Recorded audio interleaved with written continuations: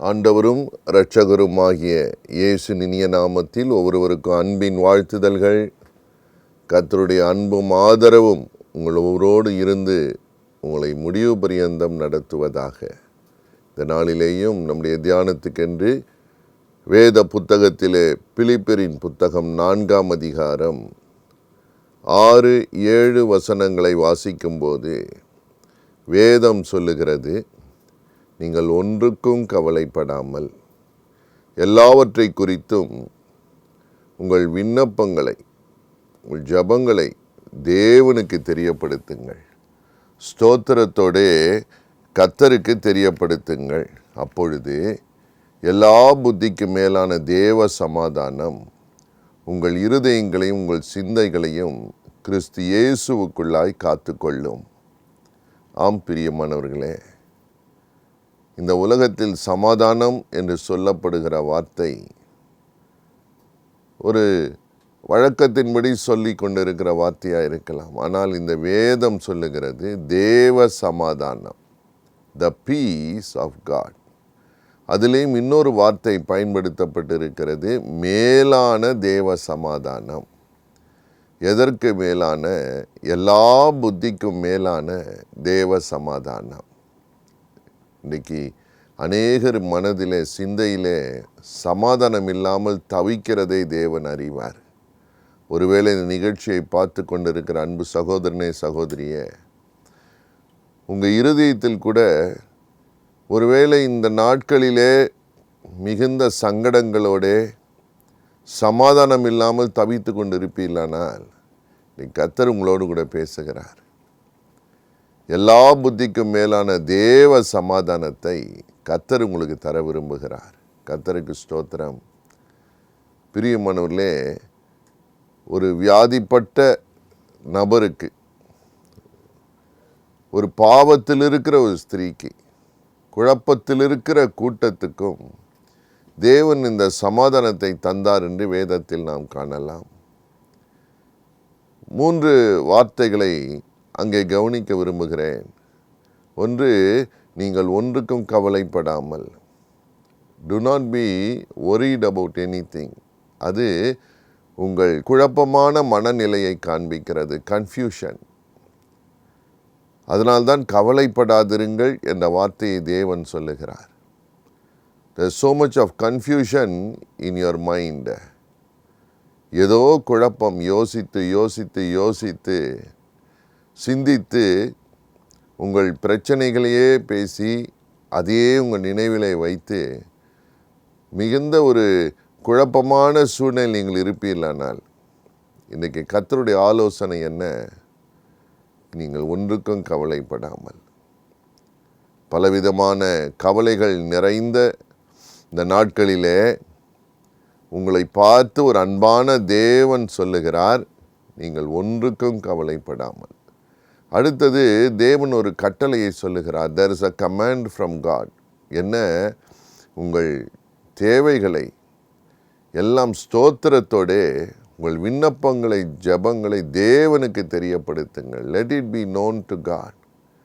நீங்கள் மனுஷருக்கு தெரியப்படுத்தி கொண்டிருக்கிறீர்கள், உங்கள் சொந்தங்களுக்கு தெரியப்படுத்துகிறீர்கள், தேவனுக்கு தெரியப்படுத்துங்கள். கர்த்தருக்கு ஸ்தோத்திரம். இது தேவன் சொல்லுகிற ஒரு கட்டளை. 3வது, தேவன் தருகிற ஒரு ஆறுதல். It's a consolation. What is it? The peace of God rule your mind and heart. ஒரு கன்ஃபியூஷனான சூழ்நிலையில் தேவன் ஒரு கமாண்டை, கட்டளையை தந்து உங்களுக்கு ஆறுதலை தருகிறார். நான் கவலையாக இருக்கிறேன் என்று யாரும் சொல்லுவதில்லை. ஆனால் அந்த கவலையை பல விதங்களிலே காண்பிப்பார்கள். சிலர் பாருங்கள், கவலை மிகுதியாய் வரும்பொழுது பேசிக்கொண்டே இருப்பார்கள். சிலர் தனித்து போய் அமைதியாய் உட்கார்ந்து விடுவார்கள். சிலர் ஓரத்தில் போய் உட்கார்ந்து புலம்பு அழுவார்கள். சிலர் வேறு விதமான விடுதலைக்காக வேண்டி உலக பிரகாரமாக சில தீய பழக்கங்களுக்கு அடிமையாகி விடுகிறார்கள்.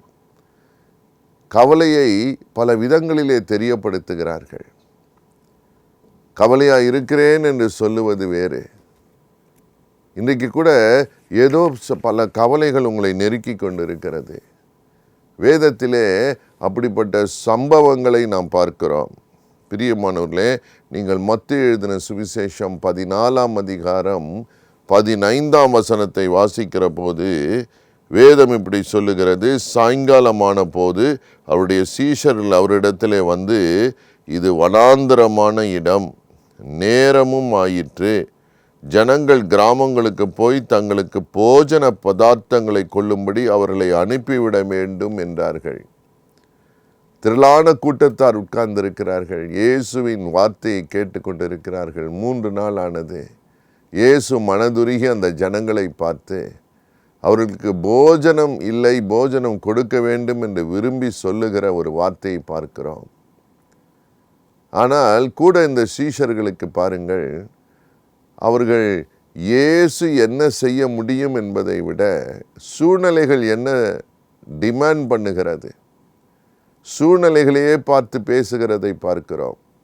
வார்த்தையை கவனிங்கள். அந்த வசனம் சொல்லுகிறது, எதற்காக கவலை தெரியுமா? ஆகாரம் இல்லை, ஏதோ ஒரு குறை. ஆம் பிரியமானவர்களே, இன்னைக்கு ஏதோ ஒரு குறையினால் கவலையோடு நீ உட்கார்ந்து இருக்கிற போது கர்த்தர் உங்களோடு கூட பேசுகிறார். இயேசு கூட இருக்கிறாரா? உங்களை கவனித்து கொண்டு இருக்கிறாரா என்றால் ஆமேன், பார்த்து கொண்டு தான் இருக்கிறார். ஆனால் அந்த குறையின் மத்தியிலே நீங்கள் இயேசுவை பார்ப்பதா, குறையை பார்ப்பதா? முதலாவது பாருங்கள், வேதம் சொல்லுகிறது சாயங்காலமான போது, இட் வாஸ் டைம். மார்க் எழுதின சுவிசேஷம் 6ஆம் அதிகாரம் 35ஆம் வசனத்தில் இதே சம்பவம் எழுதியிருக்கிறது. வெகு நேரம் சென்றது. The time was for to spend. ஏன் கவலை? நேரமாகிவிட்டது. சிலருக்கு என்ன கவலை தெரியுமா? வயசாயிட்டுதுங்க, நிறைய வயசாயிட்டுது, காலங்கள் ஓடிவிட்டது, இன்னும் செட்டில் ஆகலை, இன்னும் சரியான வேலை கிடைக்கல, இன்னும் வரன் கிடைக்கலை, நல்ல மாப்பிள்ளை கிடைக்கல, நல்ல பெண் கிடைக்கவில்லை, இன்னும் அந்த குறை மாறவில்லை. தேவன் பார்க்கிறார். The time was for to spend. ஐயா, திருமணமாகி எத்தனையோ வருடங்கள் ஆகிவிட்டது, காலங்கள் ஓடுகிறது, வயதாகிறது, நேரம் ஓடுகிறது, என்ன செய்வோம்? The time was for to spend. அடுத்த குறையை பாருங்கள். லூக்கா 9ஆம் அதிகாரம் 12ஆம் வசனம் சொல்லுகிறது, 12 பேரும் சீஷர்கள் அத்தனை பேரும் சேர்ந்து அவரிடம் வந்து சொன்னார்கள். It's a majority opinion. உங்களை சூழ்ந்திருக்கிற அநேகர் மெஜாரிட்டியாய் சொல்லுவாங்க, அது நடக்காது, சாத்தியம் இல்லை, அதற்கு வாய்ப்பில்லை. காரணம், அவர்கள் சூழ்நிலையினுடைய தாக்கத்தையே பார்க்கிறார்கள். They see the magnitude of the issues, problem around them. எல்லாவற்றை விட பெரியவர் அங்கு நின்று கொண்டிருக்கிறார். எல்லாரிலும் பெரியவர் அங்கு நின்று கொண்டிருக்கிறார். காலங்களை கையிலே வைத்திருக்கிறவர் அங்கு நின்று கொண்டிருக்கிறார். ஹல்லேலூயா. பிரியமானவர்களே, அவர்களுக்கு என்ன கவலை தெரியுமா? ஒன்று, வெகு நேரமாகிவிட்டது. அவர்கள் இயேசுவை விட ஞானம் உள்ளவர்களைப் போல பேசுகிறார்கள். ஐயா, பகலாக இருந்தால் பரவாயில்லை, மத்தியான நேரமாக இருந்தால் பரவாயில்லை, இப்போது நேரம் வெகு நேரம், சாயங்காலம் தொடங்கிவிட்டது, வெகு நேரம் ஆகிவிட்டது, எங்கு போகலாம்? இங்கே அருகில் எங்கே கடை இருக்கிறது? வாய்ப்பே இல்லையே. நீங்கள் யோவான் எழுதின சுவிசேஷம் 6ஆம் அதிகாரம் 5ஆம் வசனத்திலே அதே வசனம் சொல்லுகிறது, அதே சம்பவம் எழுதப்பட்டிருக்கிறது. பிரியமானவர்களே, இயேசு தாம் செய்ய போகிறதை அறிந்திருந்து அவரிடம் கேட்டார், நீங்களே அவர்களுக்கு போஜனம் கொடுங்கள்.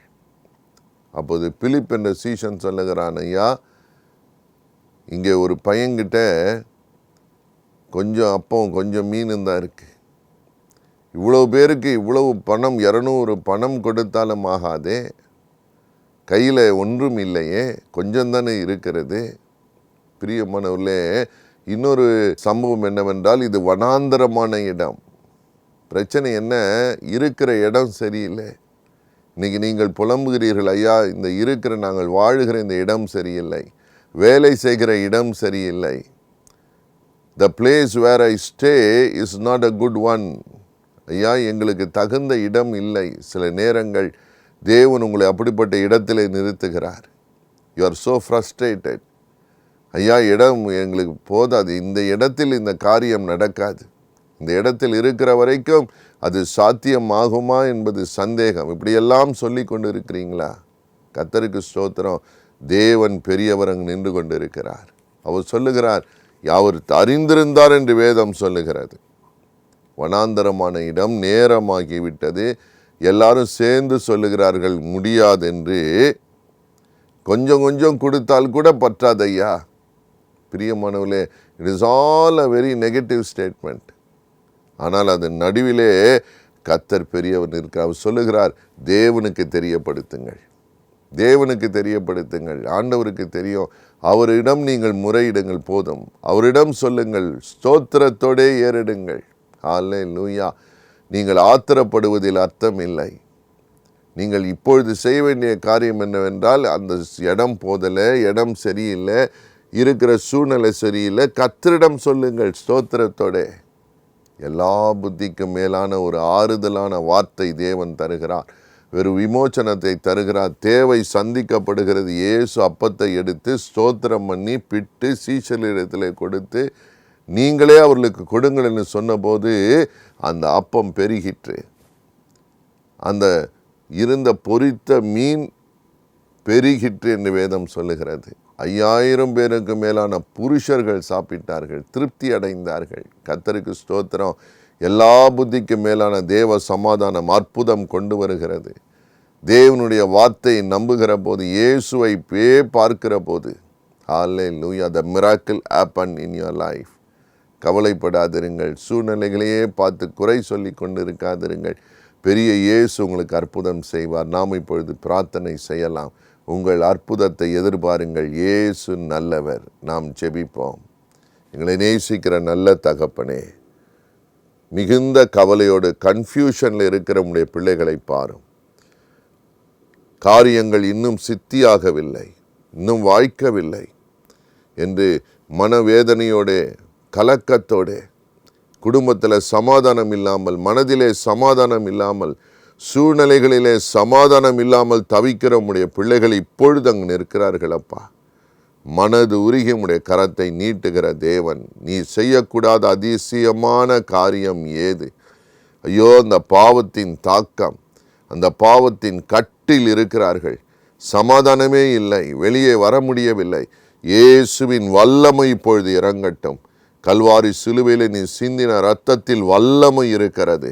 உம்மை நோக்கி பார்க்க, உமக்கு தெரியப்படுத்த அவர்கள் இருதயம், அவருடைய தலைகள், கண்கள் மேலே உயரட்டும். கர்த்தரை பார்க்கும்படி தலையை நிமிர்த்தட்டும். ஹல்லேலூயா. இப்பொழுது உம்முடைய அன்பின் கரம் அமருகிறதற்காய் ஸ்தோத்திரம். ஒவ்வொருவரையும் தொடுகிறதற்காய் ஸ்தோத்திரம். உமக்கு ஸ்தோத்திரத்தோடு ஜெபத்தை, விண்ணப்பங்களை தெரியப்படுத்த ஆண்டவரே, ஒவ்வொரு சகோதரிக்கு சகோதரனுக்கு ஒரு அற்புதம் காத்திருக்கிறதற்காக நன்றி. ஆண்டவரே, அந்த கவலைகள், அந்த பாரங்கள், அந்த வேதனைகள், அந்த வலிகள் மறைவதாக, இந்த காயங்கள் ஆற்றப்படுவதாக. உம்முடைய பிள்ளைகளை, தேவைகளை சந்திக்கிற தேவன் ஒரு நல்ல இடத்திலே அவர்களை அமர பண்ணும். கர்த்தருக்கு ஸ்தோத்திரம். கர்த்தர் மிச்சம் எடுக்கத்தக்கதாக ஆசீர்வதிக்கிறவராயிற்றே. உமக்கு நன்றி. அந்த பிள்ளைகளுக்கு கொஞ்சத்தை ஆசீர்வதித்து பெருக பண்ணுங்கப்பா. அற்புதங்களை காண செய்யும். உமக்கு சாட்சியாய் நிறுத்த வேண்டும். பரிசுத்த ஜீவியத்திலே வளர உதவி செய்யும். சமாதானம் ஆண்டு கொள்ளட்டும். எல்லா புத்திக்கு மேலான சமாதானம். எந்த துயரம், எந்த துக்கம் இருதயத்தை வாட்டுகிறதோ அதெல்லாம், இருதயத்தின் பாரங்கள் நீங்கட்டும். இப்பொழுது தேவ சமாதானம் வெளிச்சம் உண்டாகட்டும். அற்புதங்களை எடுத்துக்கொள்ளுகிறோம். கைவிடாத கர்த்தருக்கு ஸ்தோத்திரம். நினைத்திருக்கிற கர்த்தருக்கு ஸ்தோத்திரம். இயேசுவின் நாமத்தில் பிதாவே, ஆமேன், ஆமேன். God bless you.